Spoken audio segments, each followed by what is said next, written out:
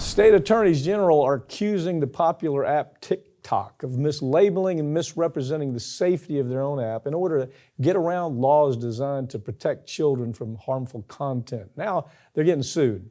I've got Ring of Fire's Farron Cousins with me to talk about it. You know, I think this is, as I read this, it's like, it's going to be a stretch. I think it's going to be a stretch. Unless there's the specific, well, they've got some specific consumer fraud acts, laws there in the state. Maybe they can rely on that, but you know, TikTok's no worse than any rest of them, man. Well, that's what's so interesting to me about this lawsuit, because you got the Iowa Attorney General, and they came out and said, listen, TikTok says that it is suitable. The content on there is suitable for children 12 years of age and up. The Attorney General comes out and says, well, not so fast. There is nudity, there is drug use, there is, profanity, all of these things that otherwise, if it were in a movie or a TV show or in music, this would be regulated and you would have to say that, no, it's not appropriate for age group. Same thing with video games. So TikTok has nobody looking over their shoulder. And I think that's the problem. This lawsuit might be able to address that. I don't think they're going to get any actual damages. It's going to be a supervision kind of argument. Yeah. I'm not...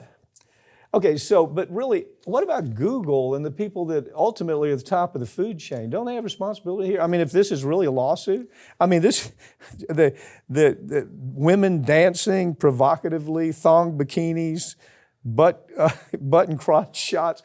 I mean, a kid can turn that on anywhere, but your point is that they've made this affirmative representation. No, this doesn't happen with us. Everything is age appropriate.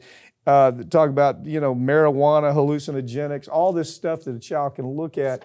And as I look at it, the only thing that you can really hang that on is their consumer act in that state and the representation. But talk about, to me, the Google factor is a big factor here, isn't it? Yeah, because you have both Apple and Google that run their respective app stores, the two biggest in the country.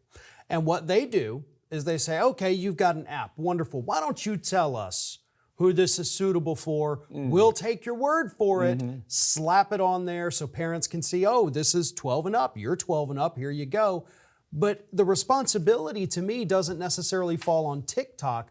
It goes back up to the top. It should be Apple and Google that are the ones trying to be held accountable here. And they're not going to, because it's money. Right. I mean, they're not going to, no, TikTok, you can't come here. It's all about money.